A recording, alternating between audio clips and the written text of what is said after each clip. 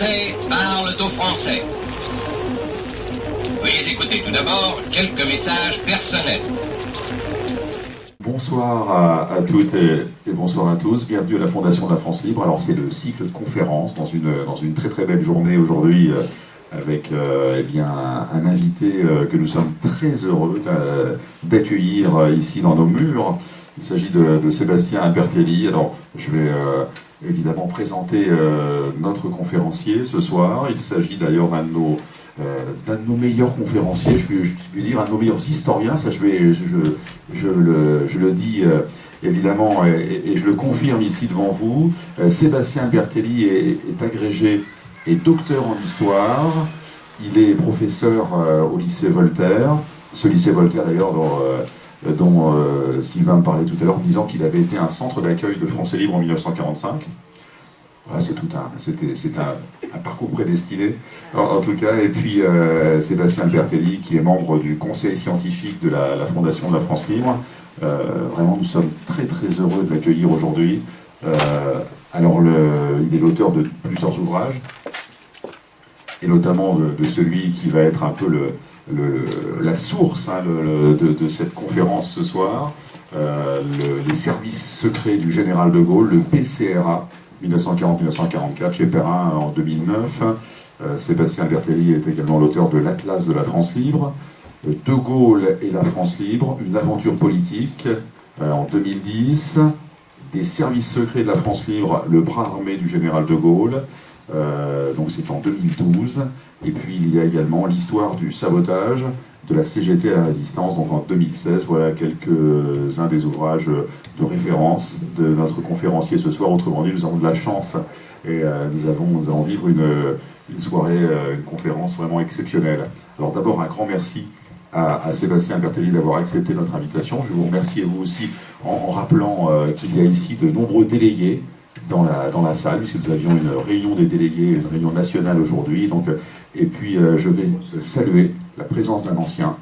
Nous le faisons évidemment avec un honneur particulier. Nous avons l'honneur d'avoir M. Fessy qui est ici, qui est un ancien du BM11. Je vous demande d'applaudir à nos grands anciens conseillers.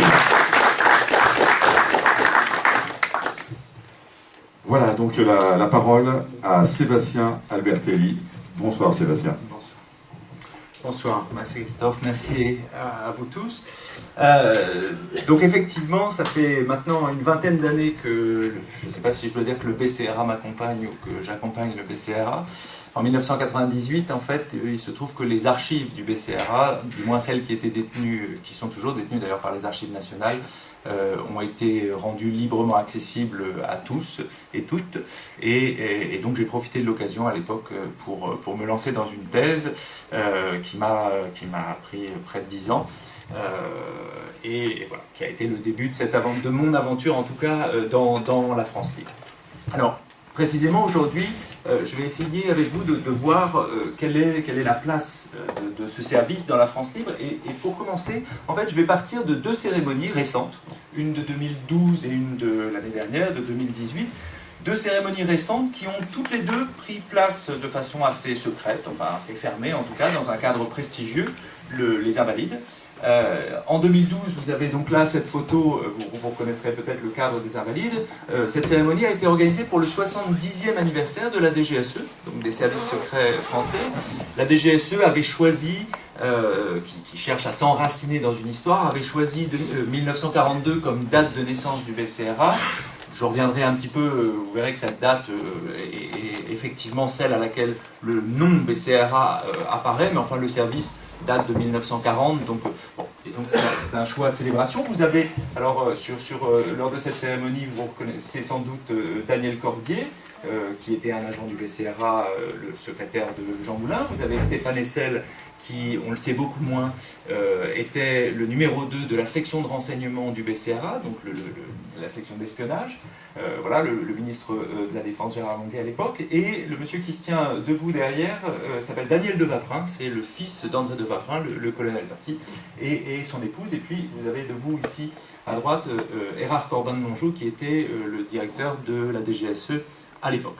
Donc voilà, une cérémonie qui s'inscrivait dans un petit cycle à l'intérieur de la DGSE. pour célébrer les 70 ans. Cette photo-là est beaucoup plus récente, enfin, elle se tient au même endroit, donc aux Invalides. La ministre de la Défense, donc Florence Parly, remet à l'étendard du 44e régiment d'infanterie. Le 44e régiment d'infanterie, c'est l'unité à laquelle sont rattachés administrativement tous les militaires des services secrets français, donc de la DGSE. Et le drapeau reçoit la fourragère de l'Ordre de la Libération. Donc la fourragère de l'Ordre de la Libération a été créée en 1996 par Jacques Chirac pour honorer un certain nombre d'unités, soit qui se sont illustrées dans l'histoire dans le cadre de la France libre, soit qui sont les héritières d'unités. Alors le BCRA ne faisait pas partie de ces unités qui avaient été honorées, tout simplement parce que ça n'était pas une unité militaire, c'était un service. Néanmoins, il y a eu un lobbying très fort ces dernières années pour effectivement que la DGSE, en tant qu'héritière du BCRA, puisse recevoir cet honneur et que son étendard puisse arborer cette fourragère. Pourquoi? Vous savez tous qu'il y a un petit peu plus de 1000 compagnons de la Libération, 1038, ce qui est vraiment très très peu.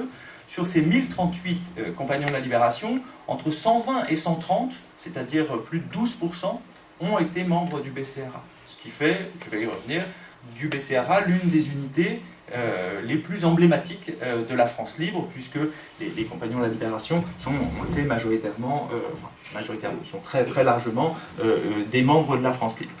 Voilà, donc ces deux cérémonies, si vous voulez, par lesquelles la DGSE ancre son histoire dans l'histoire du BCRA, souligne que ce service, le BCRA, a joué un rôle très très particulier, très singulier, très important dans la France libre, qu'il y a gagné un grand prestige et que ce prestige rejaillit assez naturellement sur les services qui en sont les héritiers. Et ce qui va me conduire à essayer de voir avec vous d'où vient ce prestige, comment s'est bâti ce service qui, aujourd'hui encore, est aussi prestigieux. Voilà. Alors, je vais aller assez simplement, et j'essaierai de ne pas parler trop longtemps pour qu'on puisse avoir aussi un moment de dialogue, de questionnement. La première raison évidente, pas forcément, la première raison pour laquelle le BCRA est si important, c'est que c'est l'une des unités combattantes les plus importantes de la France libre. Vous savez que le projet du général de Gaulle, c'est de perpétuer la présence française au combat pour justifier le fait que la France, au jour de la libération, à la fin de la guerre, puisse figurer dignement à la table des vainqueurs. Et ces troupes, les forces françaises libres, d'une façon générale, à l'échelle de la guerre, de la Deuxième Guerre mondiale, sont des troupes extrêmement maigres. Alors je ne vais pas revenir sur des évaluations, mais enfin, en tout cas, entre, disons, 60, 70, 80 000, c'est extrêmement peu comparé aux millions d'hommes qui combattent sur l'ensemble des fronts. C'est d'autant plus réduit que le général de Gaulle a fait le choix d'être présent sur l'ensemble des fronts, c'est-à-dire par nécessité de disperser ses troupes sur toutes les mers, en Afrique, au Moyen-Orient, dans les airs jusque sur le front russe, enfin à peu près partout. Voilà. Et que par conséquent, ces troupes qui représentent la France au combat pendant toute la guerre n'ont pas les moyens de peser de façon décisive sur les combats en beaucoup d'endroits. Alors évidemment, on connaît tous Bir Hakeim qui est un mineur de gloire, et tous les combattants qui ont pris part à ces combats doivent être honorés, mais il n'y a pas beaucoup d'endroits où les troupes de la France libre peuvent effectivement peser sur les combats. Le BCRA, lui, c'est une unité d'un autre type, dont l'importance va montrer en fait la situation très particulière dans laquelle se trouve la France à ce moment-là. Alors qu'est-ce que c'est que ce service? Ce service, je vous l'ai dit tout à l'heure, bon, la DGSE considère qu'il est né en 1942, en réalité il est né en 1940. Il est né de la rencontre le 1er juillet 1940 entre le général de Gaulle, qui s'est installé à Londres, et puis une figure qui se trouve ici, donc André de Wavrin, qui a pris le pseudonyme de Passy, qui est alors ça se voit un petit peu moins quand il a son képi comme ça, mais qui est extrêmement jeune en 1940, puisque le 1er juillet 1940, il a 29 ans. 29 ans, il vient d'être nommé capitaine, c'est un polytechnicien que rien n'a distingué particulièrement avant la guerre, qui vient de faire la campagne de Norvège dans le génie, il sert dans le génie, qui rencontre le général de Gaulle, et le général de Gaulle lui confie Le général de Gaulle, c'est un militaire, somme toute, assez traditionnel, qui est en train de bâtir une armée, qui a besoin d'un état-major, et il bâtit un état-major, comme tous les états-majors, en 4 bureaux. Les états-majors de l'armée française sont constitués de 4 bureaux, un premier pour le personnel, et puis celui qui nous intéresse ici, le deuxième bureau, qui est le service de renseignement, enfin qui est le bureau qui se charge du renseignement. Donc il lui confie ce deuxième bureau. André de Wavrin n'a aucune expérience dans le domaine. Il va s'entourer d'un certain nombre d'hommes dans les mois qui vont suivre. Alors, bon, je ne vais pas m'arrêter sur tous, mais André Manuel, qui est ici, qui est un peu le cofondateur du BCRA, très méconnu parce qu'il n'a pas écrit une ligne, alors que André de Wavrin a écrit 3 volumes de mémoire, donc évidemment il est plus connu. Et puis en 1942, Pierre Brossolette, qui va également devenir son adjoint, sont les 3 grandes figures du BCRA. Il y en a d'autres tout à fait glorieux, hein. Je pense par exemple à Jacques Bingen, qui se suicidera à Clermont-Ferrand en 1944, qui est un des successeurs de Jean Moulin, des personnages importants. Ce qu'il faut retenir, c'est qu'effectivement, ils n'ont aucune expérience. Aucun n'a jamais travaillé dans les services secrets, ni même au deuxième bureau. Alors, le général de Gaulle, comme il aime à le faire, a posteriori, dira que c'était un choix, qu'il avait choisi de prendre des hommes inexpérimentés. On pourra arguer qu'il n'avait pas tellement le choix en réalité, vu qu'il n'y avait pas beaucoup d'hommes expérimentés qui s'étaient présentés à Londres. En réalité, ce n'est pas tout à fait vrai. En réalité, il y avait, je l'ai découvert relativement tard, mais il y avait quelques hommes qui avaient une expérience dans les services secrets et qui l'ont rejoint, mais c'était des marins. Et en 1940, les marins, ils étaient nombreux dans la France libre, trop nombreux par rapport au reste des troupes, et le général de Gaulle ne souhaitait pas que la marine contrôle tout. Voilà. Et donc il a préféré, pour dire les choses clairement, confier ses services secrets à un terrien inexpérimenté qu'à un marin expérimenté. Voilà.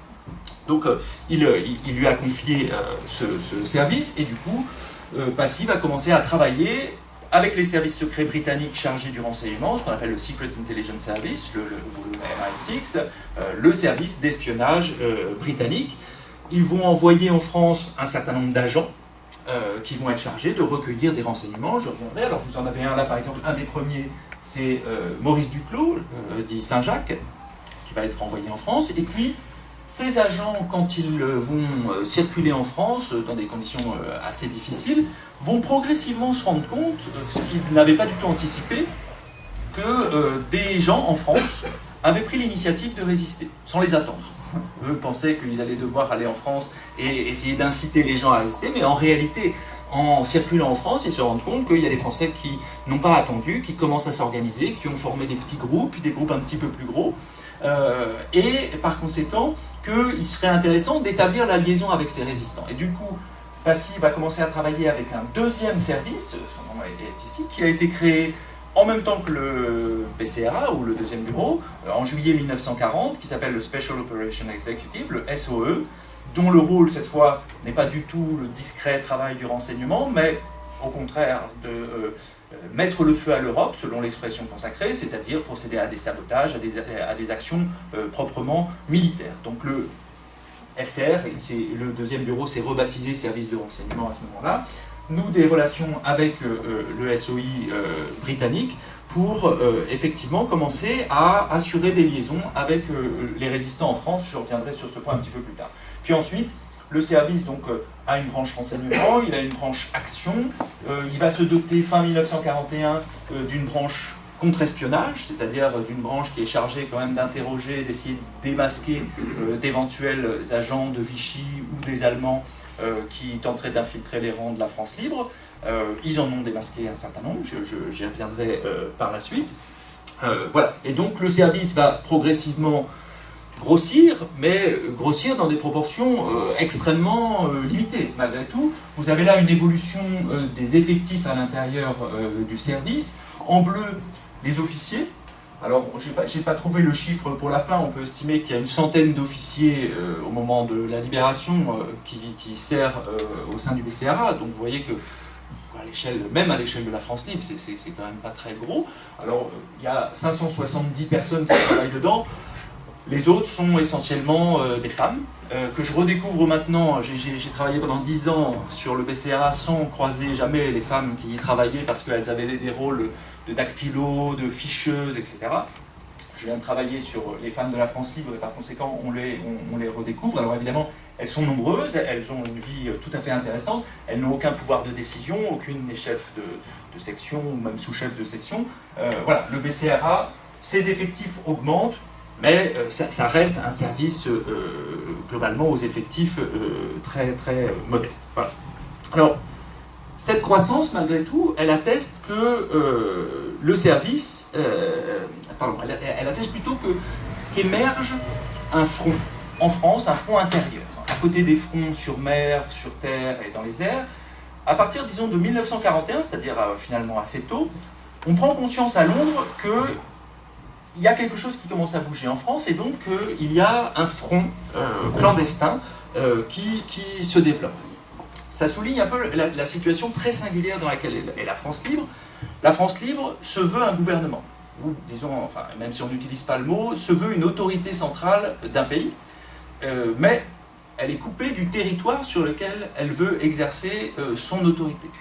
Ce territoire sur lequel elle veut exercer son autorité est, lui, contrôlé par Vichy ou occupé par les Allemands. Ça veut dire que tout ce que peut y faire le général de Gaulle, tout ce que le général de Gaulle peut faire en France, ou veut faire en France, doit l'être de manière clandestine, donc par les services secrets.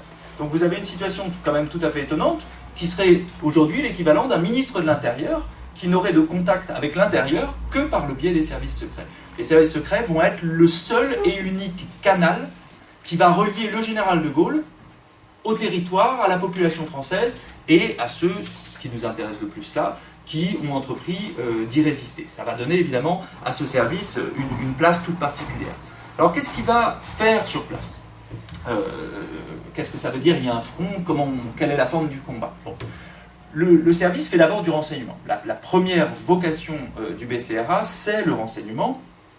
C'est du renseignement d'abord militaire, donc il s'agit, la grosse chose, c'est ce qu'on appelle l'ordre de bataille. Il s'agit de savoir où il y a des Allemands, combien ils sont, quelle est leur puissance, comment ils se déplacent, quelles infrastructures ils mettent en place. Ça intéresse tout particulièrement, moins finalement les Français que les Britanniques, qui préparent un débarquement et donc qui sont intéressés à savoir exactement à quelle opposition ils peuvent s'attendre.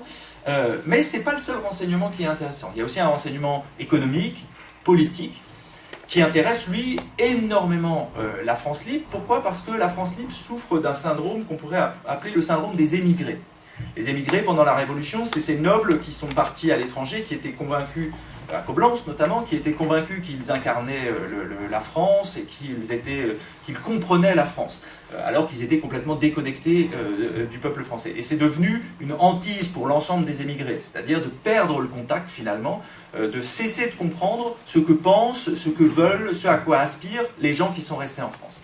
C'est d'autant plus important pour De Gaulle de ne pas sombrer dans ce travers qu'il a des émissions de radio, il parle aux Français, et que s'il leur dit n'importe quoi parce qu'il ne sait pas ce qui se passe en France, cette déconnexion va apparaître extrêmement rapidement. Donc il est très important pour lui d'avoir des renseignements précis sur tout ce qui se passe en France.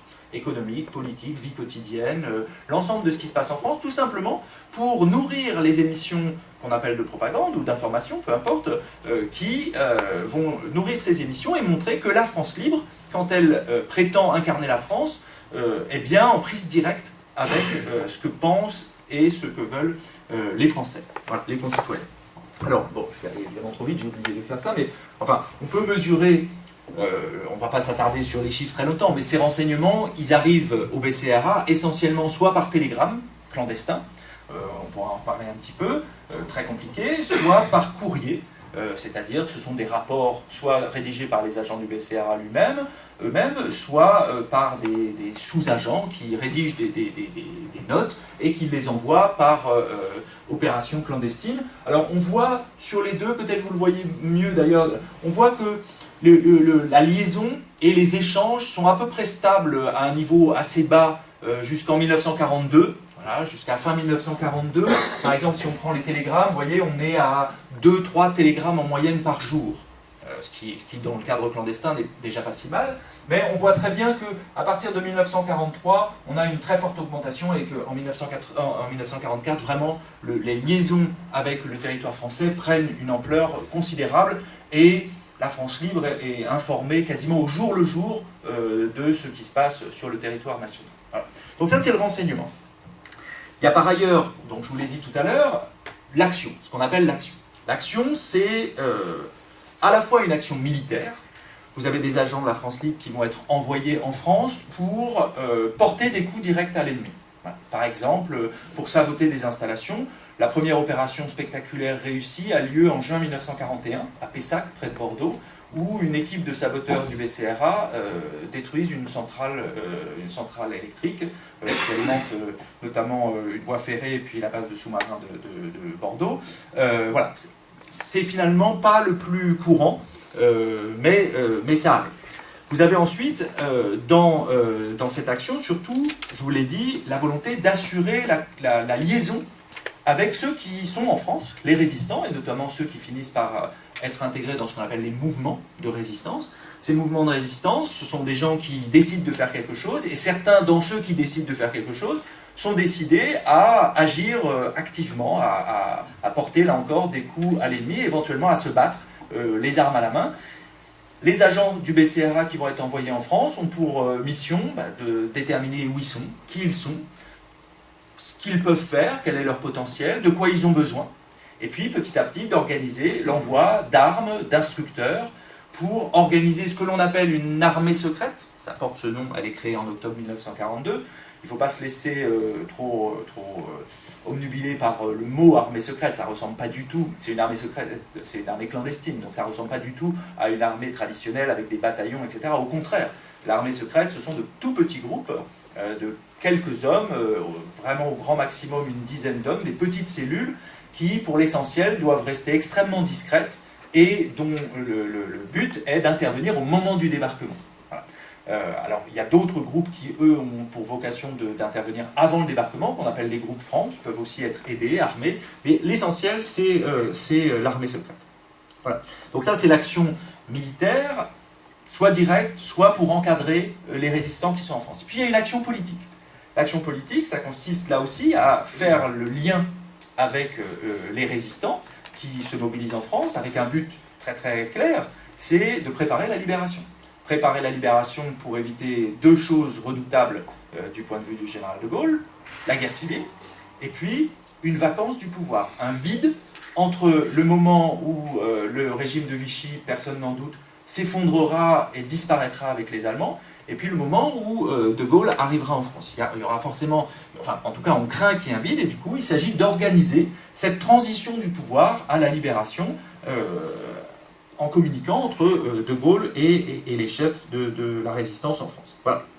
Alors, voilà en gros le travail qu'ils ont à faire. Les chefs du BCRA, pendant toute la guerre, vont se plaindre, un peu comme tout le monde, de ne pas avoir assez de moyens, de ne pas avoir assez d'hommes, de ne pas avoir assez d'armes, etc. Et ils vont sans cesse à utiliser cet argument que finalement, ils sont l'unité combattante la plus importante. Celle par laquelle la France libre peut peser effectivement sur l'avenir de la France. Je ne pense pas que ce soit, je reprends un peu l'idée que je développais tout à l'heure, c'est pas manquer de respect à l'égard des aviateurs de la France libre que de dire que c'est pas eux qui ont changé le cours de la guerre. Les hommes du BCRA pensent qu'en favorisant le débarquement et en favorisant une transition du pouvoir à la libération, ils peuvent effectivement, pas très nombreux, ils peuvent effectivement faire basculer le destin du pays tout entier. Voilà. Donc, évidemment, ça justifie des demandes de moyens. Alors, ce combat dont je viens de parler, là, c'est un combat singulier, très particulier. Peut-être rien ne le symbolise mieux que la pilule de cyanure que l'on propose à chacun des agents qui part clandestinement en France. Les agents clandestins qui sont envoyés par le BCRA ne sont pas des soldats réguliers. Voilà. Les soldats réguliers, ils prennent le risque d'être blessés, d'être tués, d'être faits prisonniers. Les soldats clandestins, ils prennent le risque d'être capturés, d'être torturés.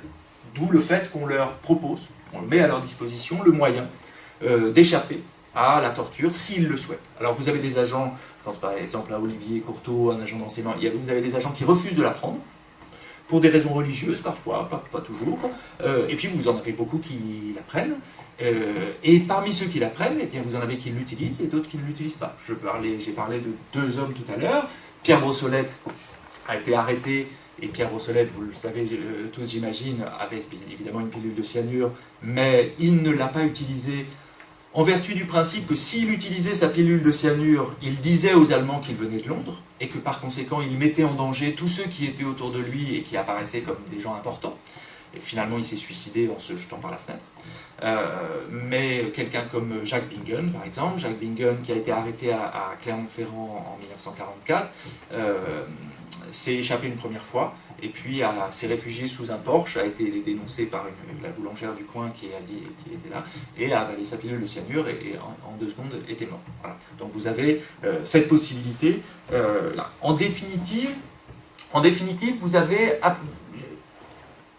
il y a à peu près 450 agents du BCRA qui ont été envoyés en France avant le débarquement, avant le 6 juin 1944. Si on regarde ici, vous avez simplement la section action, on voit que c'est un petit peu comme les renseignements tout à l'heure, on a la même chronologie toujours pratiquement pour quelles que soient les données.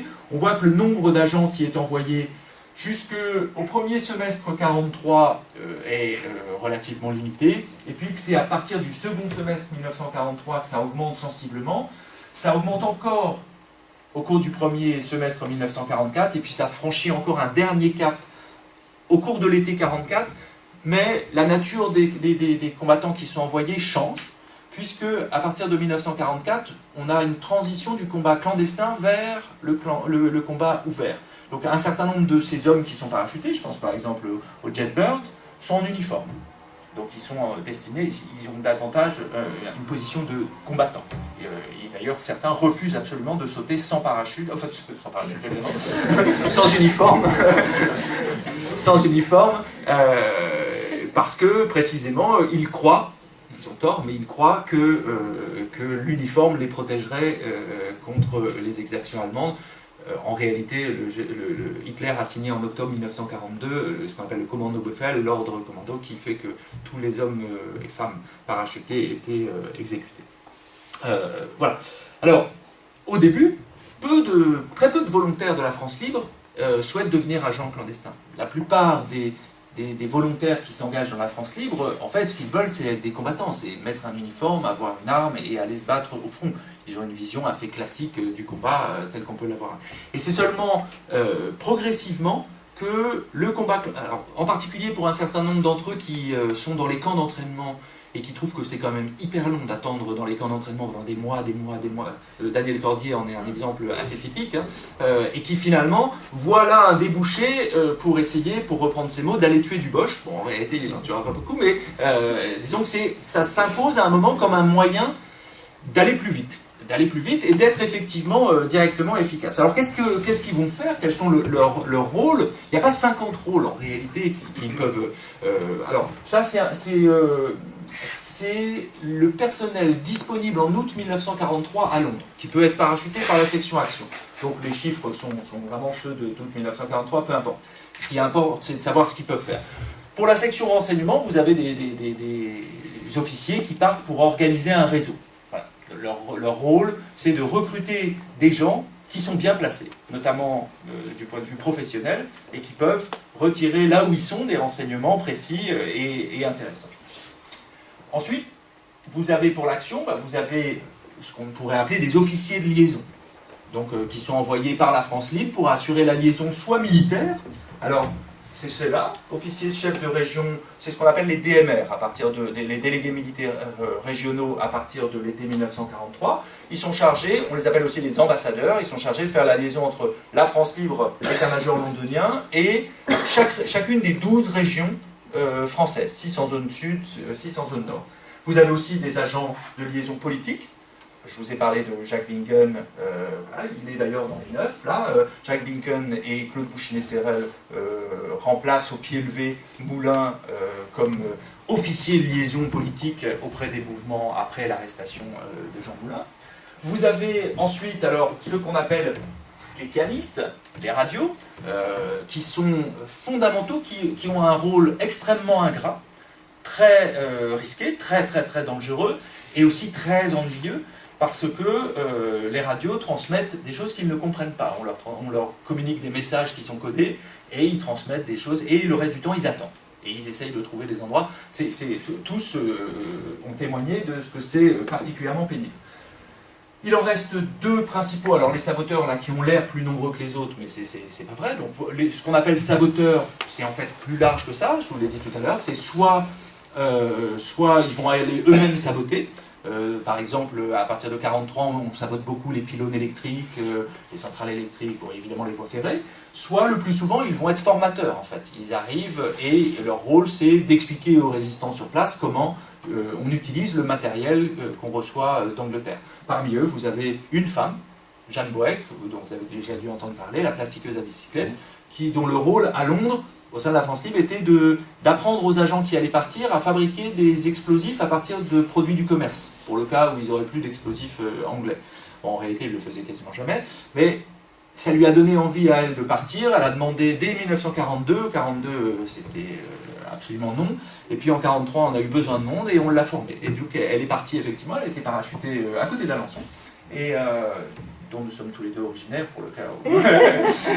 et ensuite elle est partie en Bretagne et elle a fait tout le tour de la Bretagne pour former de petits groupes de résistants à l'usage des explosifs londoniens. Voilà. Alors, et puis j'ai tout dit. Ah ben non, il y a les officiers d'opération, évidemment, qui sont fondamentaux. Les officiers d'opération, eux, ils sont chargés d'organiser les parachutages et, encore plus spectaculaire, les atterrissages clandestins. Alors, on finit par s'habituer un petit peu à parler d'atterrissage clandestin, et on parle de terrain comme si on imagine Roissy, Charles de Gaulle, voilà. En fait, de terrain, c'est des champs, des champs dont on sélectionne pour leur taille, pour qu'il n'y ait pas trop d'arbres, etc. Mais enfin, ce sont quand même des champs avec des pilotes qui, sur leur petit avion, viennent d'Angleterre sans aucun instrument pour s'orienter et qui vont trouver un champ au milieu de la France. C'est proprement sidérant, qui vont atterrir à cet endroit-là. L'avion le plus utilisé, le petit Lizzie Lysander, c'est un avion qui n'a aucune qualité pour la guerre. C'était un avion qui était en train d'être abandonné, mais qui est très robuste et qui est capable d'atterrir et de décoller sur des distances très courtes. Donc qui a été l'avion absolument parfait pour les services secrets, dans lequel on peut mettre normalement un homme, 2 en les tassant, 3 en les imbriquant de façon assez osée. Et puis, mais à partir de 1943, on fait atterrir des bombardiers, des petits bombardiers bimoteurs dans lesquels on peut mettre 16 personnes. Voilà. Toujours de la même façon, dans des champs. Voilà. Donc c'est quelque chose de considérable. Les résultats, donc, d'une façon générale, les résultats sont considérables.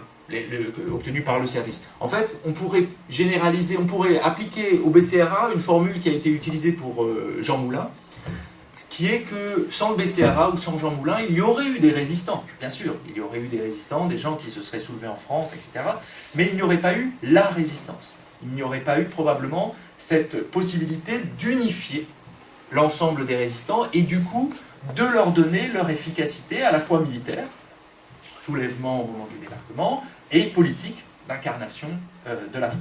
Voilà. Donc, j'espère que je n'ai rien oublié là, je ne sais plus, mais voilà.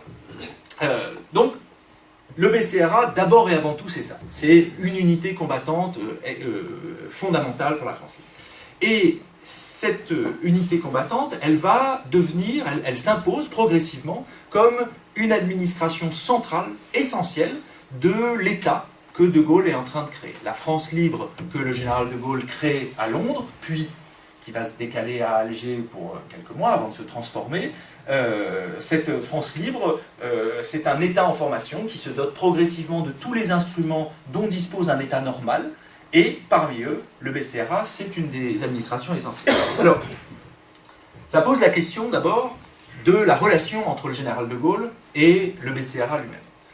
Cette relation, évidemment, si vous lisez les mémoires, ces relations ont toujours été idylliques, ils se sont toujours aimés et compris. En réalité, évidemment, c'est un tout petit peu plus compliqué que ça, et pour le comprendre, on peut partir de cette photo que j'aime beaucoup. D'abord, c'est une photo rarissime, parce que c'est, à ma connaissance, une des très très rares photos, voire la seule, qui pendant la guerre a été dédicacée non pas à une personne, mais à un service. Donc c'est marqué au BCRA en toute confiance, le 15 décembre 1942. Donc une photo essentielle, dont l'original d'ailleurs était dans les archives du colonel Passy, du fils du colonel Passy, et sera exposé au futur musée de la Résistance nationale de Champigny-sur-Marne. Alors, en réalité, au départ, les relations entre De Gaulle et les services secrets sont mauvaises. Et elles sont plutôt empreintes disons, de méfiance. Pourquoi ? D'abord parce que le général de Gaulle est un militaire français assez traditionnel, et que dans l'armée française, les services secrets n'ont pas bonne presse. Voilà. Donc c'est une raison qui se suffit à elle-même. Et puis, en 1940-41, le général de Gaulle, il est méfiant de tout. Et du coup, il va, je vais montrer que le BCRA étendait ses fonctions, etc. Le général de Gaulle, pourtant, il va tout faire pour essayer d'éviter que le service ne sorte de son lit. Dès 1940, Passy, qui donc est chargé du renseignement, lui dit on pourrait aussi faire de l'action, contacter les résistants, etc. Et De Gaulle lui dit renseignement, renseignement, renseignement, renseignement, interdiction de faire de l'action. Bon, finalement, il ne peut pas faire autrement. En réalité, Passy attend que De Gaulle soit en Afrique et il se lance un peu dans l'action quand même. Et quand De Gaulle revient, il entérine le fait qu'il y ait de l'action. Mais il dit, ah oui, de l'action, d'accord, mais de l'action militaire, pas d'action politique. Hein. Interdit au BCRA, enfin, ça s'appelle le SR, interdiction de faire de l'action politique. Et ça, il va tenir pendant. Passy va revenir quand même souvent à la charge. Il va profiter aussi que De Gaulle soit au Moyen-Orient pour.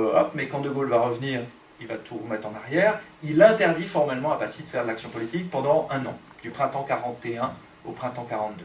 Et puis, finalement, il va finir par céder en 1942. Et effectivement, le BCRA va devenir le service clandestin, le service responsable de toute l'action clandestine en France, sous toutes ses formes. Renseignement, action militaire, action politique, contre-espionnage, évasion, enfin tout. Voilà. Tout passe par le BCRA.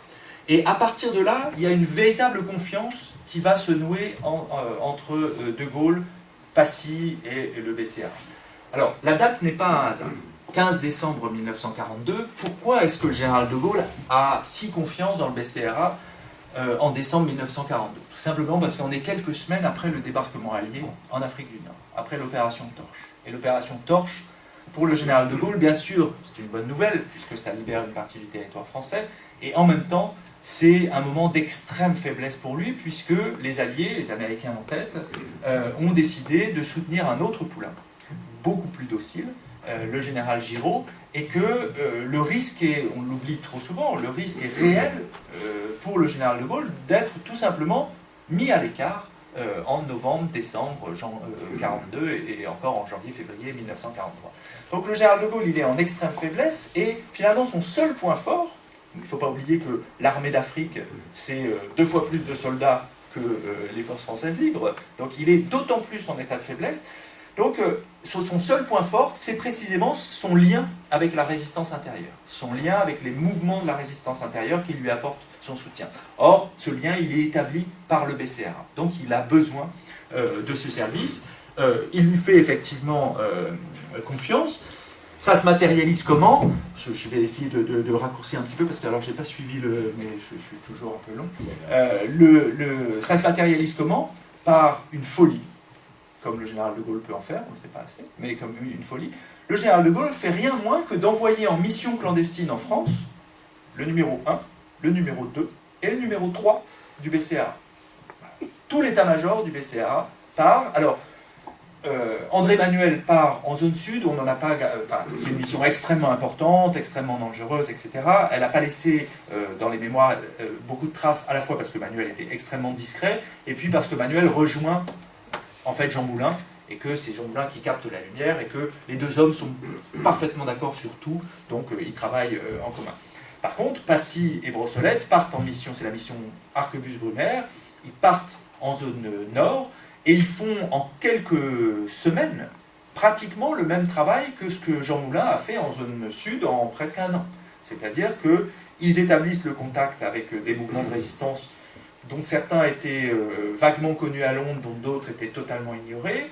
il obtient d'eux qu'ils versent leurs troupes à l'armée secrète, il obtient d'eux qu'ils se coordonnent pour l'action militaire, il obtient d'eux qu'ils acceptent de travailler avec les anciens partis politiques reconstitués dans la résistance, etc. Donc ils font un travail considérable que Jean Moulin va reprendre à son compte quand il arrive en zone nord à son tour, et qui va aboutir à la création du Conseil national de la résistance le 27 mai 1943. Donc il n'y a sans doute pas grand-chose qui montre aussi bien la confiance du général de Gaulle en Passy et dans le BCRA à ce moment-là, que cette mission d'une importance considérable pour sa propre survie en tant que chef de la France libre. Voilà. Alors, l'une des raisons pour lesquelles le BCRA est aussi important à l'intérieur de la France libre, c'est aussi qu'il est l'un des points de contact les plus importants entre la France libre et les Alliés. Un point de contact, ça veut dire un point de friction, quand on parle de la France libre et des Alliés, un point de très très grosse friction. Le BCRA, je vous l'ai dit, ne peut pas agir en France sans les services alliés. Il coopère avec le Secret Intelligence Service, avec le SOE, avec le MI5, enfin avec tous les services secrets britanniques, qui lui fournissent absolument tout ce dont il a besoin pour agir. En fait, la coopération, elle repose sur un échange de bons procédés. Les Français libres fournissent, donc le BCRA fournissent les hommes et quelques femmes, et les Britanniques, les Alliés, fournissent tout le reste. Les moyens logistiques, par exemple de formation, les moyens de liaison radio, et puis tous les moyens, les avions qui permettent ou les bateaux qui permettent d'aller en France, et puis ils fournissent tout le matériel, les armes, les postes radio, enfin absolument tout est fourni par les Britanniques. Donc le BCRA est bien contraint de travailler avec eux. Pour les services alliés, l'aide du BCRA est incontestablement très très importante. En termes de renseignement, je vais prendre juste ce domaine-là. Le principal partenaire du BCRA, ce sont les Britanniques, mais c'est compliqué, pour ne pas dire impossible, de savoir exactement la quantité d'informations que le BCRA a fournies aux services britanniques dans ce domaine-là, parce que les services britanniques n'ont pas déclassifié leurs archives. Le SAS, le MI6, officiellement n'a pas d'archives, donc on n'a que des bribes d'informations. Passy, lui, a dit que le BCRA avait fourni à peu près 75% des renseignements utiles, militaires utiles, utilisés par les Britanniques. 75%. Alors quand on lit ce chiffre-là, on se dit, bon, allez, on va, selon la police, suivant les manifestants, on va trancher, ça devait être vers 40%. En réalité, non. En réalité, non. L'avantage qu'on a, c'est qu'il y a un troisième service qui est apparu en 1942, qui s'appelle l'OSS. Ce sont les services secrets américains. Alors, en histoire, il faut faire attention. Les services secrets américains, 1942, l'ancêtre de la CIA, ça n'est à peu près rien. Voilà. C'est tout petit. Le vrai service secret puissant pendant la Deuxième Guerre mondiale, ce sont les Britanniques. Alors, ce ne sont pas du tout les Américains apprennent.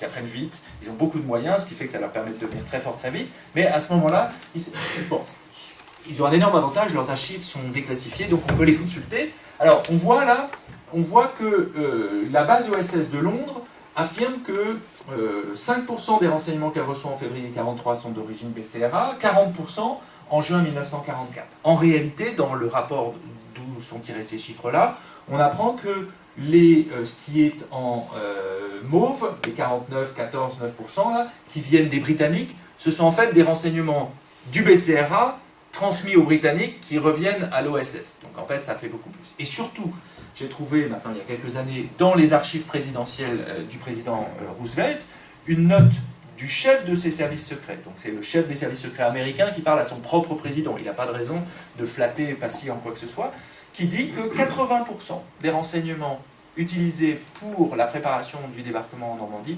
sont d'origine BCR. 80%.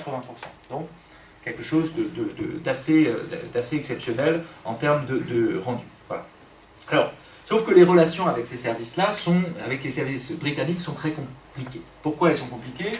Parce que le général de Gaulle a une vision très très intransigeante de la souveraineté française. Qu'est-ce que ça veut dire pour lui? C'est très simple.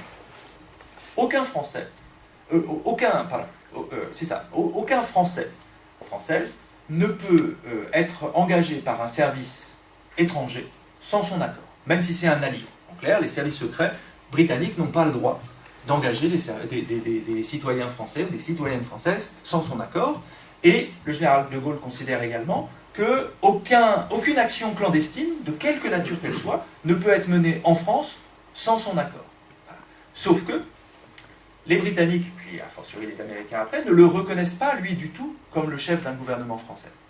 Ils le reconnaissent, vous avez sans doute lu déjà la formule, ils le reconnaissent comme le chef de ceux qui se joignent à lui. C'est juste ceux qui le reconnaissent, en fait. Ils le reconnaissent comme le chef de ceux qui le reconnaissent comme chef. Très bien. Et du coup, les Britanniques se sentent absolument libres, un, de recruter des Françaises et des Français, et puis deux, d'agir dans le dos du général de Gaulle, du BCRA, comme ils veulent. En fait, tous les services secrets britanniques ont une section qui travaille avec les Français libres, et une section qui travaille, au moins une, qui travaille sans l'accord, dans le dos des Français libres. La plus connue, c'est ce qu'on appelle la section F, ou la section Buckmaster du SOI, voilà, qui embauche des Français et qui travaille sans aucune liaison avec le général de Gaulle, avec les services du général de Gaulle, ce qui a le don de le rendre complètement fou. Voilà. Il ne supporte pas, et il le fera payer assez cher à un certain nombre de ses agents. Alors, sauf que Passy, lui, il finit par se rallier à cette même idée. Au début, pas du tout. En 1940-41, Passy, il est beaucoup plus dans la confiance à l'égard des Britanniques, jusqu'à ce qu'ils se rendent compte qu'en fait, ça passe de tous les côtés, et même, ils n'hésitent pas à contacter ses propres agents dans son dos. Donc bon, il finit, sur ce point-là, Passy finit par adopter le même point de vue que le général de Gaulle, très intransigeant, ce qui explique en partie pourquoi ils se font autant confiance à partir de 42-43. Il n'empêche que lui, il est obligé de travailler au quotidien avec ses services britanniques. Et par conséquent, bah, il est obligé, je ne vais pas vous lire il y a tout un tas de textes. En gros, il explique au général de Gaulle qu'il faut ruser. C'est le terme qu'il utilise. Il faut ruser ou il faut tirer lentement sur la corde pour essayer d'obtenir le maximum de moyens voilà, sans se fâcher, parce que si on se fâche, en fait, on a tout à perdre. Il y a un domaine qui est très net, par exemple, c'est que les Britanniques, vu qu'ils ne reconnaissent pas de Gaulle comme chef d'un gouvernement français, refusent de l'aider à mener une action politique en France, refusent de l'aider à asseoir son pouvoir politique en France. Et donc, quand le BCRA demande des moyens, un avion, un parachutage, etc., pour envoyer un agent politique, ça met tout le temps un temps infini, beaucoup plus que pour un agent militaire. Et du coup, bah, Passy, alors je vais vous lire les mots parce que c'est très rare de les avoir de façon aussi claire. Évidemment, un rapport qu'il écrit directement à De Gaulle, que les Britanniques ne lisent pas. Il écrit, donc c'est en août 1943, « Tant que nous n'aurons pas notre indépendance absolue dans l'utilisation de tous les moyens techniques indispensables, avions, centrales radio, personnel divers, c'est-à-dire probablement jusqu'au moment où nous aurons reconquis la France, l'action politique devra être camouflée derrière la préparation de l'action militaire, ou mieux encore, derrière la recherche du renseignement militaire. » Ça veut dire que Passy dit tout simplement, bon, les Britanniques ne lésinent pas, ils nous donnent tous les moyens dont on a besoin pour l'action militaire, ben on va faire que de l'action militaire, mais en réalité, en sous-main, on va utiliser une partie de ces moyens-là pour faire de l'action politique, c'est-à-dire pour défendre la vision du général de Gaulle. Voilà.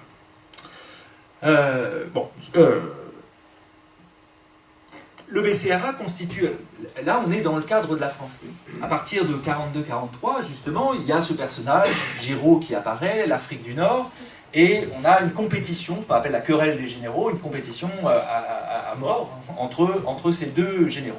Et là aussi, le BCRA constitue un appui assez important, même très important, pour le général de Gaulle. D'abord, je vous l'ai dit, parce que les agents du BCRA en France vont évidemment faire pression avec les moyens qui sont les leurs, sur les différents réseaux, sur les différents mouvements avec lesquels ils sont en contact, pour que ces réseaux et ces mouvements affirment leur soutien au général de Gaulle, reconnaissent le général de Gaulle comme leur chef, ce que la majorité, l'énorme majorité même, va faire entre novembre 42 et janvier 43. Donc de ce point de vue-là, c'est une réussite. Et puis, le BCRA va entrer en compétition avec les services secrets du général Giraud. Le général Giraud a des services secrets qui sont en fait, pour faire simple, les anciens services secrets de la Troisième République, qui sont devenus sans aucune difficulté les services secrets du régime de Vichy, et dont les principaux chefs ont anticipé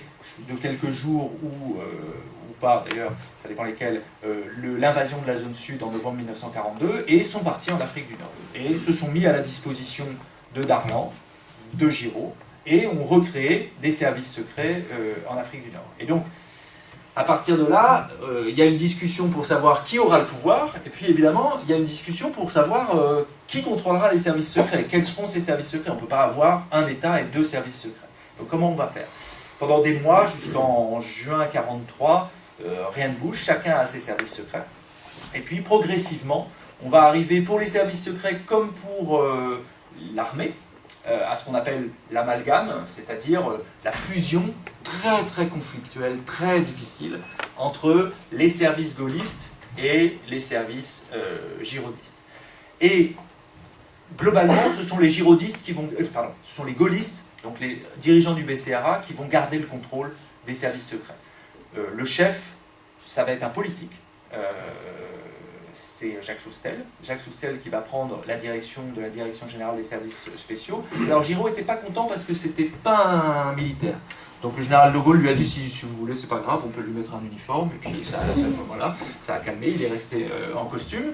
Et puis il a pris comme adjoint le colonel Passy, directeur technique. Donc en fait, celui qui contrôle les services, c'est toujours le colonel Passy, gaulliste fidèle. Il y a deux bases, une base à Alger, une base à Londres. La base la plus importante jusqu'au bout, pour des raisons techniques, ce sera Londres. Même si le gouvernement est à Alger, la base technique, là d'où partent les avions, là où sont les centrales radio, c'est Londres, enfin c'est l'Angleterre. La base d'Alger est contrôlée par André Pellabon, gaulliste pur sucre, et la base de Londres sera contrôlée par André Manuel, le numéro 2 du BCRA, qui devient progressivement son numéro 1. Donc, au niveau des têtes, ce sont des gaullistes. À l'intérieur, c'est un peu plus flou, parce que tout simplement, là aussi, la France libre ne dispose pas de réserve d'hommes considérables, alors que les girodistes, oui. Ce qui fait qu'au niveau des sous-officiers, les officiers qui vont peupler les services en 1944, c'est beaucoup plus mélangé. Voilà. Et il y a une seule section qui est contrôlée par les girodistes, parce qu'elle est effectivement plus forte que celle du BCRA, c'est le contre-espionnage du colonel Bayeul. Voilà. Donc là, il y a une vraie dominante. Alors, juste un mot là-dessus, et peut-être à la rigueur, la dernière partie, je la laisserai tomber parce que sinon je vais durer trop longtemps, je préférerais qu'on échange, mais juste un mot pour dire que ce moment de confrontation entre gaullistes et girodistes est très intéressant parce que ça met en lumière une identité de Français libres, une vraie identité de Français libres. Quand Passy s'oppose à Pailleul ou à Rivet, etc., il met en avant des caractéristiques qui l'opposent à ses officiers. Alors qu'est-ce qu'il y a?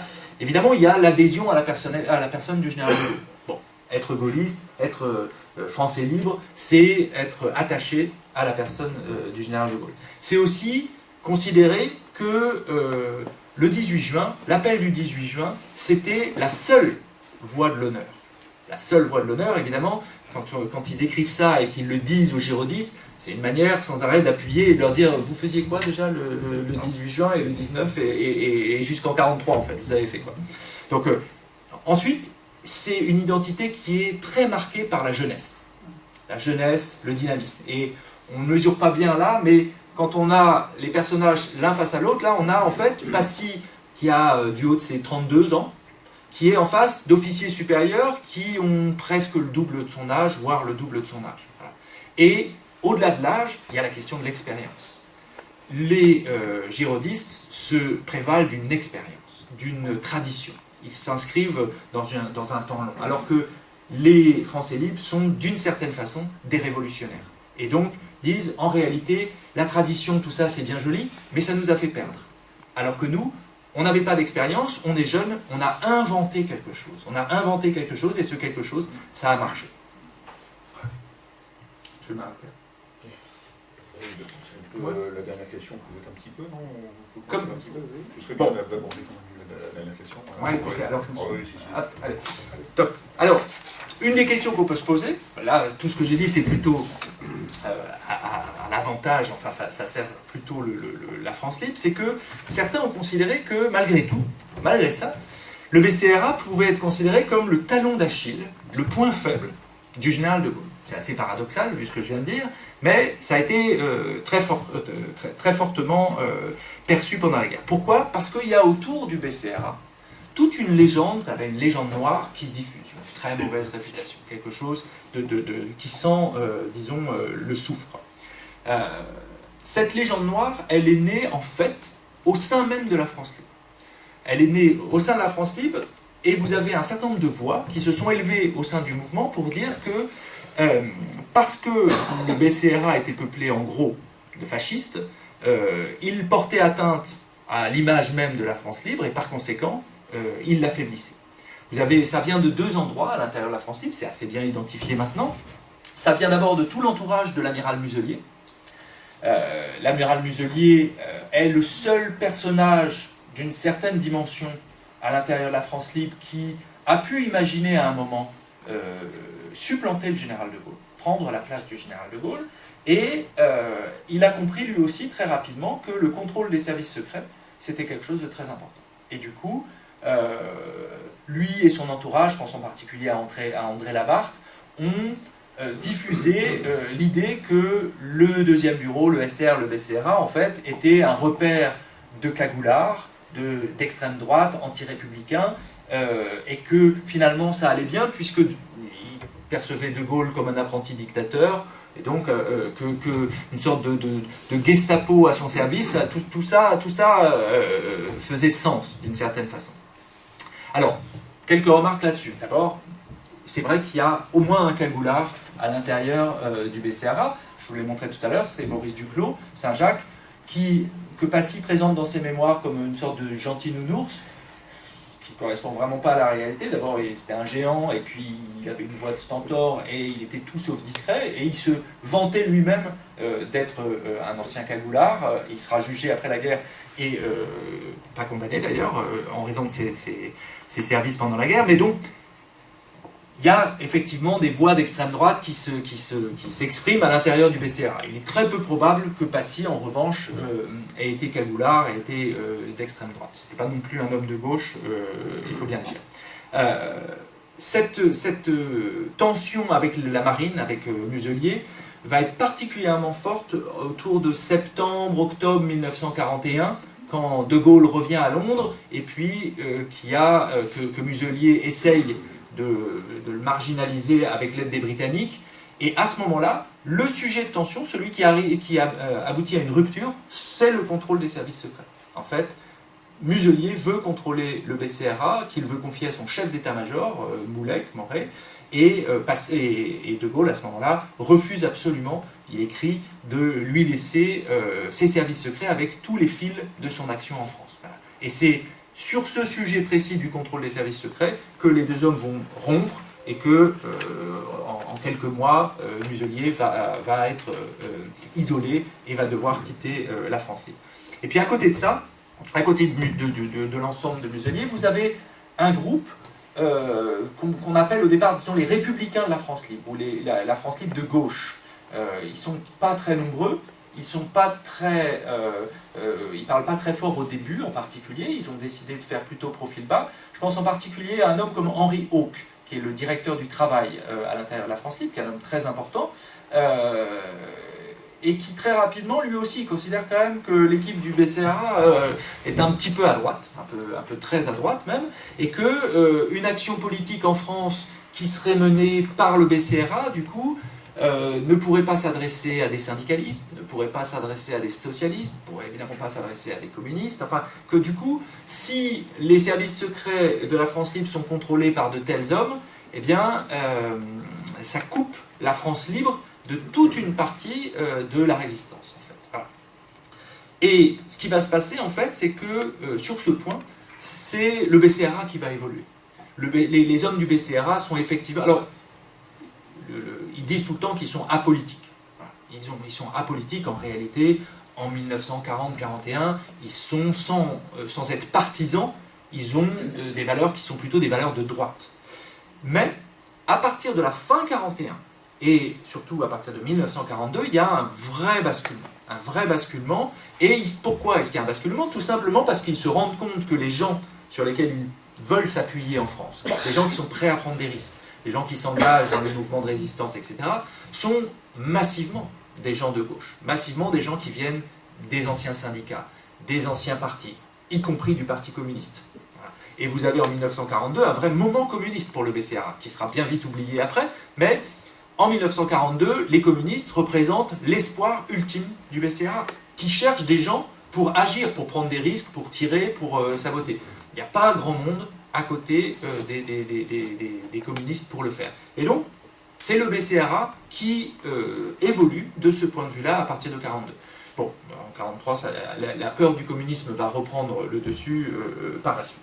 Voilà. Donc ça, vous avez à l'intérieur de la France libre quand même des peurs qui s'expriment. Et puis, la légende noire du BCRA, elle va être instrumentalisée par les opposants au général de Gaulle chez les Alliés, surtout chez les Alliés.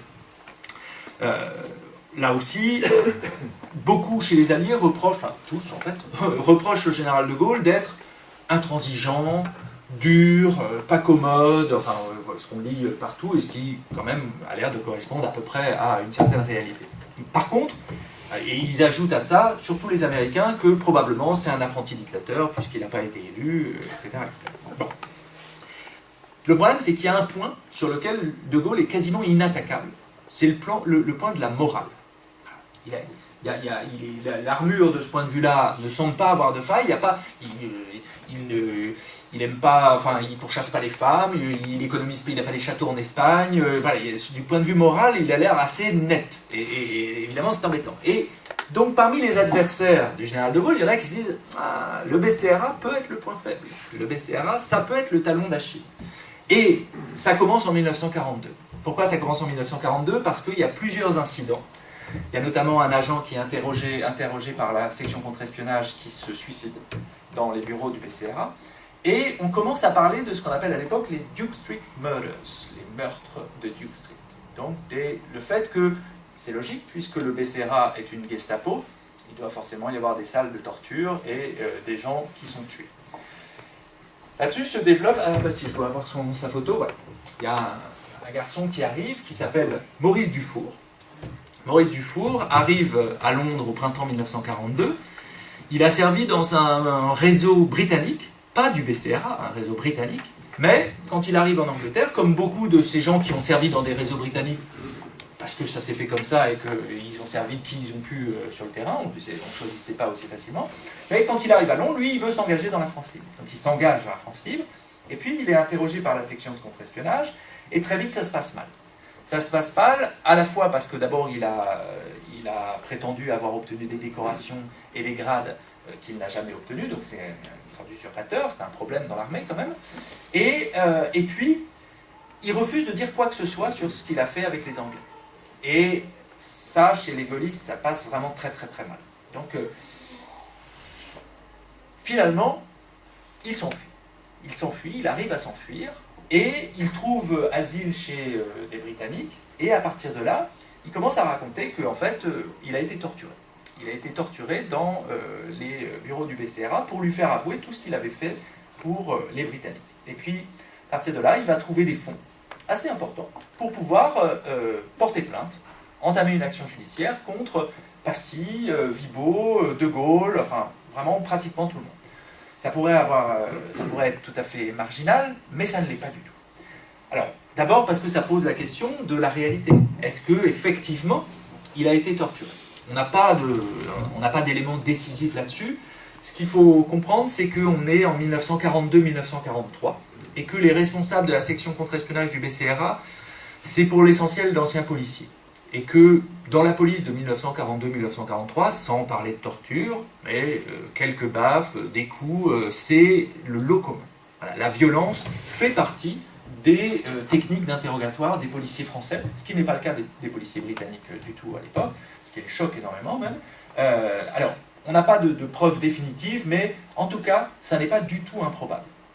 Et d'ailleurs, André Manuel, le numéro 2, l'a plus ou moins admis à mot couvert. Voilà, que en tout cas, ça n'avait pas été tout à fait propre. Bon, ça c'est le premier point. Et puis, Dufour donc obtient ses fonds, il porte plainte, et le général de Gaulle, comme il fait toujours, au lieu de commencer à discuter, dit n'importe quoi.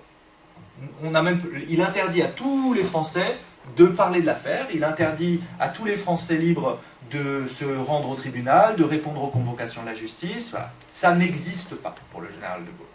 Ça n'existe pas, sauf que, du coup, s'il revient en Angleterre, aussi bien lui d'ailleurs que Passy, le risque, c'est qu'il soit convoqué devant un tribunal, ce qui évidemment politiquement est tout à fait inacceptable. Et ça vous explique en partie pourquoi le général de Gaulle n'est revenu en Angleterre qu'au tout dernier moment avant le 6 juin 1944. Parce qu'il y a en sous-main des négociations qui ont cours, les Français libres disant aux Anglais « mettez fin à cette mascarade », le gouvernement britannique disant ah, « c'est une affaire judiciaire, on ne peut absolument rien faire, on ne peut pas intervenir ». Bon, en réalité, 2 ou 3 jours avant le débarquement, on peut intervenir, ils sont intervenus, ils ont organisé une négociation, une transaction avec Dufour, qui a reçu de l'argent, qui a été radié des listes de la France libre, donc il n'est plus un Français libre, et l'affaire s'est terminée là. Avec une erreur toutefois du général de Gaulle, le général de Gaulle, y compris dans ses mémoires, a toujours accusé les Britanniques d'être à l'origine de cette affaire. En réalité, c'est l'ambassade américaine qui était derrière cette affaire. Voilà. Bon, cette fois, peut-être juste un petit mot de conclusion, justement pour dire que pour le général de Gaulle, je vous l'ai dit, les services secrets, c'est pas sa culture, c'est pas de là d'où il vient. Ceci dit, la guerre lui aura appris que c'est un mal nécessaire et que c'est un mal extrêmement utile. Et dans tout ce qu'il a dit par la suite, il a reconnu ce qu'il devait au BCRA, l'importance des renseignements, l'importance de son rôle dans l'unification de la résistance, et que finalement, face à ces succès, tous ces succès, la légende noire, c'est des événements que lui-même qualifiait de subalternes. C'était le mot qu'il utilisait généralement à l'égard des services secrets. Je vous remercie beaucoup.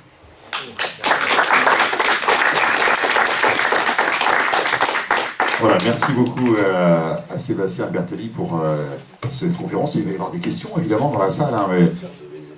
D'accord, bien sûr, bien sûr. Attention. Attention. Voilà, vous allez pouvoir poser des questions alors.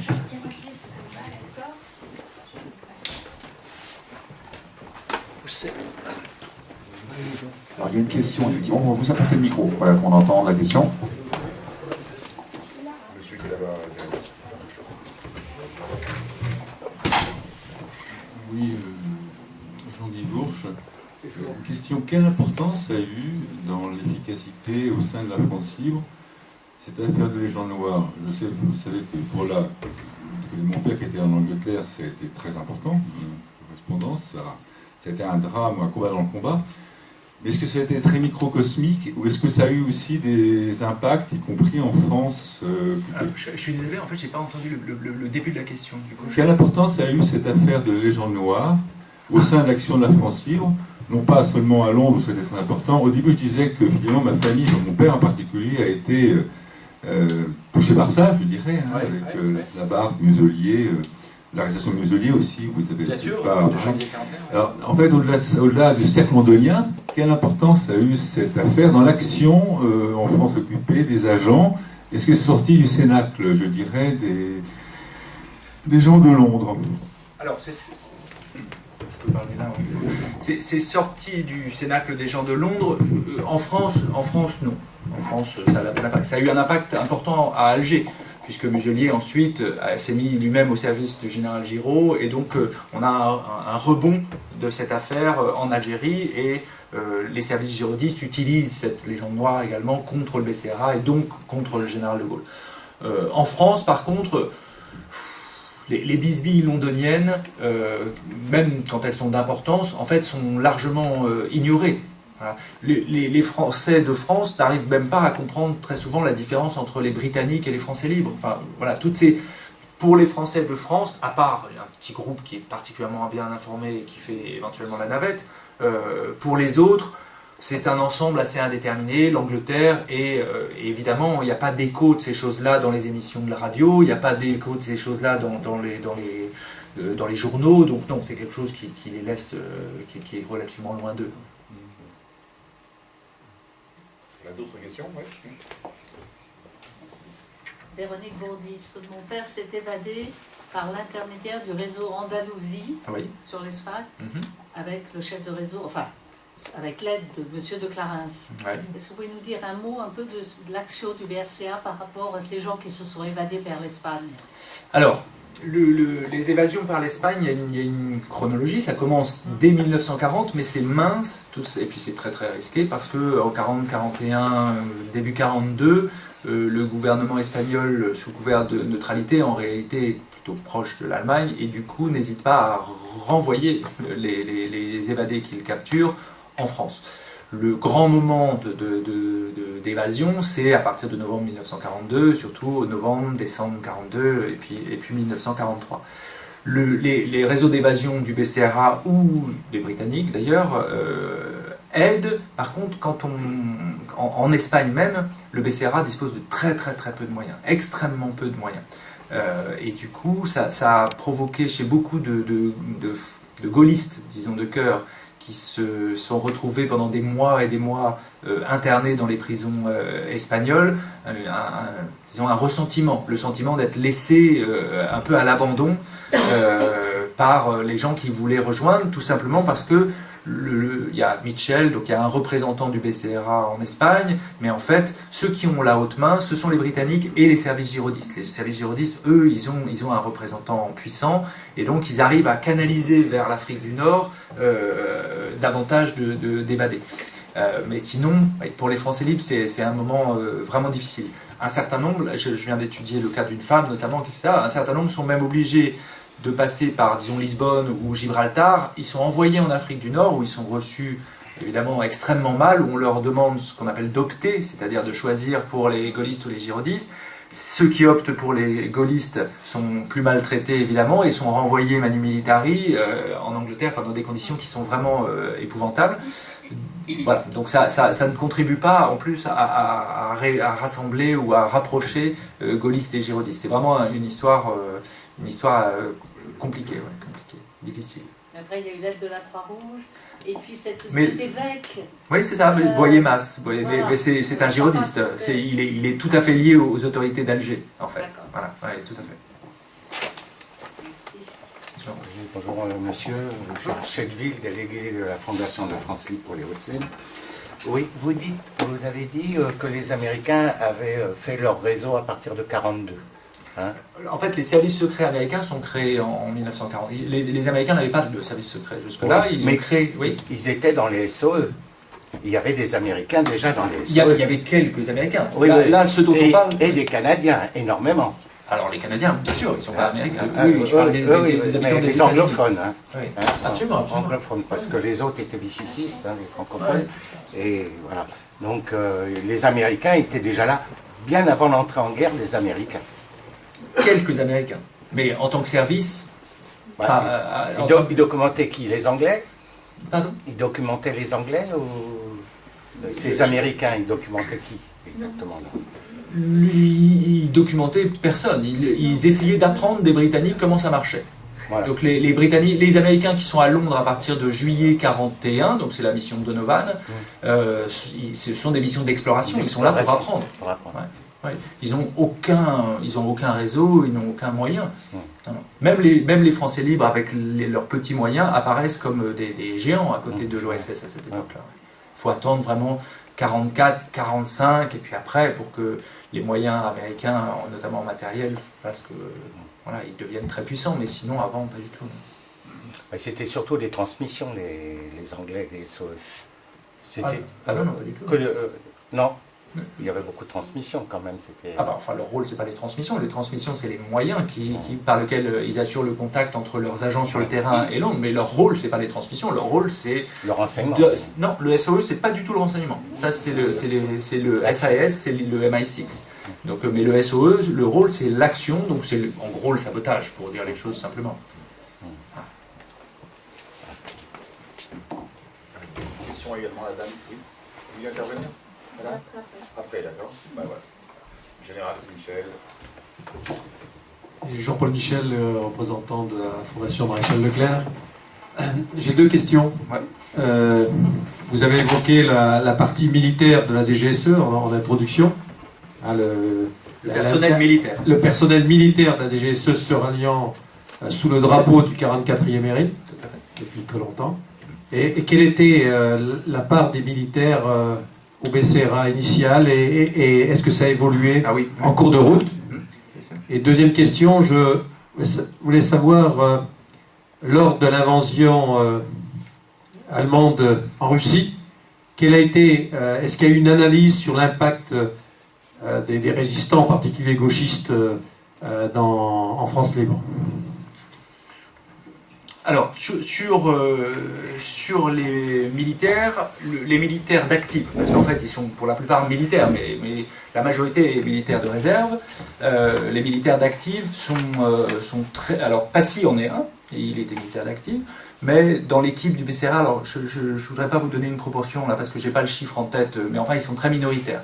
Et puis, progressivement, la proportion augmente, et ils deviennent majoritaires vers la fin 43, précisément au moment où les girodistes deviennent importants à l'intérieur de la structure, parce que les girodistes, eux, sont massivement des militaires d'actifs. Voilà, donc c'est eux qui font basculer les choses. Mais l'expérience du BCRA à proprement parler, le BCRA France Libre Gaulliste, c'est-à-dire si on prend les dates jusqu'à juillet 43, là les militaires d'actifs sont minoritaires. C'est plutôt des civils. Pour ce qui est de juin 1941, alors ça, il y a évidemment une analyse, il y a une réflexion très importante autour de ce qu'on appellera un petit peu plus tard l'action immédiate.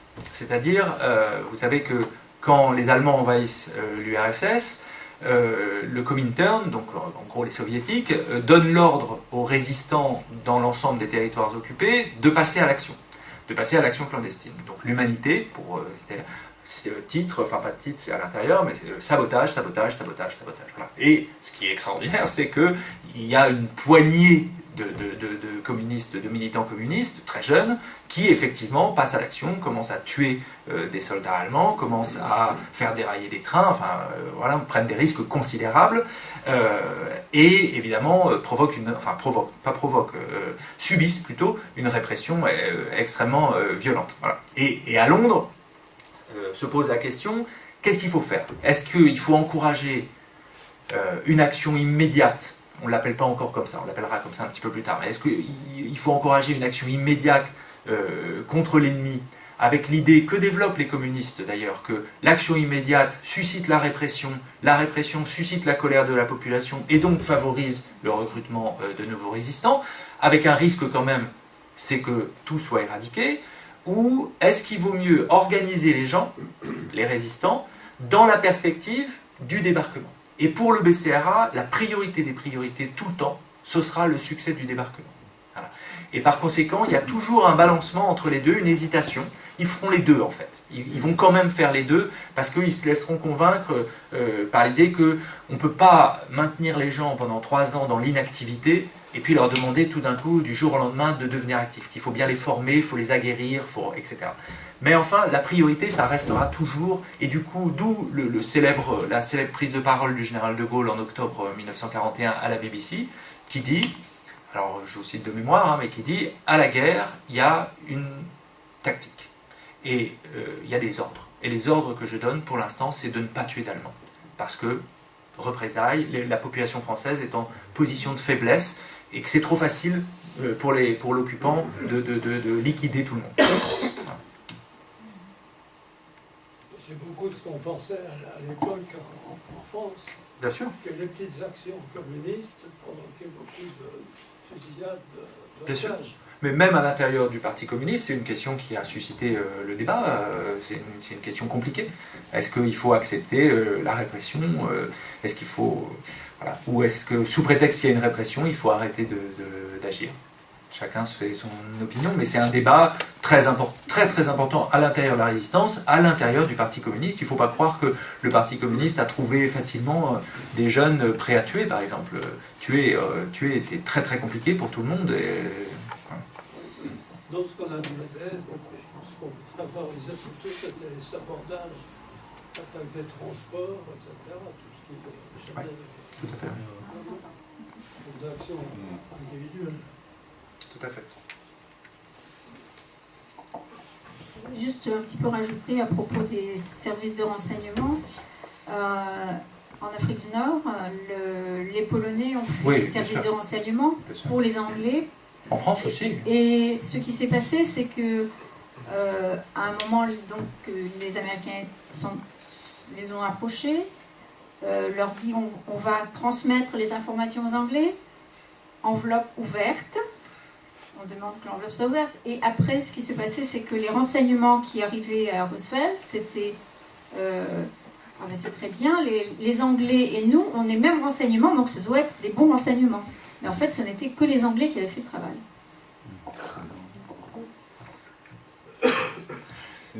Le monde des services secrets est un monde impitoyable. C'est pas grave. Je vais parler un peu plus fort. Après la première question, effectivement, qui est subalterne, ce qui, à mon avis, qui manifestement ne l'est pas, c'est les affrontements au sein des services de la France Libre, les BCRA, entre, je pense bien sûr, Jean Moulin, la mission Brumaire, Brossolette, c'est moi qui ne suis pas historien, c'est pathétique, c'est dramatique, cette immense solitude, certains de ces résistants. Je pense à la dernière de Jean Moulin, qui écrit De Gaulle, sa solitude, ou Bingen, à la fin. Bon, je pense aussi à un livre que je trouve absolument extraordinaire, que je conseille à chacun de lire, Le temps des passions, de Closon, qui montre ce qu'il en était. Alors aujourd'hui, vous comme historien, comment voyez-vous ces affrontements, enfin toile bien sûr, le problème du combat, le contrôle politique de la résistance, est-ce que les choses sont écrites et claires? Enfin, apparemment, dans l'esprit de certains, comme Daniel Cordier, qui en veut encore énormément à Brossolette, qui a saboté le travail de Jean Moulin. Donc c'est pas réglé cette affaire. Hein. C'est encore des plaies vives, enfin, pour certains. Que dit l'historien aujourd'hui sur cette question assez chaude encore pour celui qui découvre, je dirais, cette histoire quand il lit les mémoires des uns et des autres? Oui, ce sont des questions qui restent chaudes, surtout dans les familles. Alors je le vis d'autant plus fortement ces temps-ci que je prépare un documentaire sur la mission Arquebus-Brumaire. Et donc effectivement, on se retrouve sans arrêt plongé au milieu de cette querelle entre Moulin et Brossolette. Voilà. Je vous dirais deux choses. D'abord, ces querelles ne sont pas que des querelles d'ego. Ce sont des querelles fondamentales politiques. Donc les deux hommes ont des visions, sont des gens très intelligents, ont des visions politiques fortes. Et puis, en fait, je m'étonne qu'on s'étonne. Je m'étonne qu'on s'étonne de la violence de ces heurts quand je regarde comment, dans la vie qui est la nôtre, sans les dangers de la clandestinité, hommes et femmes politiques s'étripent à longueur de journée. Voilà, les conflits politiques sont des conflits extrêmement violents. Il y a toute raison pour que dans la clandestinité c'est un monde très particulier, fermé, dans lequel les rumeurs sont plus vives que dans le monde ouvert, et dans lequel, par conséquent, eh bien, les inimitiés, les tensions sont au moins aussi fortes, voire plus fortes en fait que dans notre monde à nous. D'autres questions? Ou remarques, hein.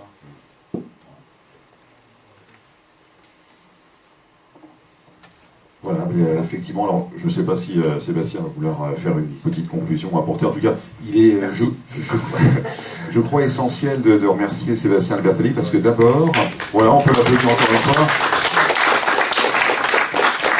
pour la qualité, la clarté, la pédagogie de son exposé, mais aussi par rapport à cette, je pense, à cette nécessité aujourd'hui. Alors d'abord, le livre, évidemment, est important, et ça a été longtemps méconnu. Il y avait effectivement aussi sur les services secrets un problème d'archives qui n'était pas accessible pendant longtemps. On savait qu'à part le travail de Jean-Louis Crévieux-Briac, il y avait peu de choses qui étaient connues sur le BCRA. Donc le BCRA, c'est quelque chose qui est resté longtemps méconnu. Il y a une injustice, finalement, par rapport à ces hommes, par rapport à cette action, parce que vous l'avez dit, c'est vrai que le PCRA a été une administration essentielle au cœur de la France libre. Alors peu d'hommes, une action colossale, et c'est finalement un petit peu ça la définition de la France libre. C'est vraiment une épopée fabuleuse. Alors on a été au cœur de cette épopée ce soir, dans un sujet méconnu. On le sent ici d'ailleurs aujourd'hui à la Fondation de la France libre. On parle un peu de tous les sujets. On parle des aviateurs, des marins, de la première DFL, effectivement de la deuxième DB. Hein, le général Michel est là d'ailleurs pour l'attester avec la Fondation Leclerc, nos amis de la Fondation Leclerc. Mais on parle rarement du BCRA. Alors, ce soir, je le dis, c'est la première fois qu'il nous est donné l'occasion d'apporter, grâce à Sébastien Albertelli, eh bien, un exposé vraiment scientifique, d'une grande qualité sur le BCRA dans la France libre. Alors c'est très important. Alors merci encore une fois Sébastien d'être venu et de nous avoir proposé cette soirée. Les sanglots longs des violons de l'automne blessent mon cœur d'une langueur monotone. Je répète, blessent mon cœur d'une langueur monotone.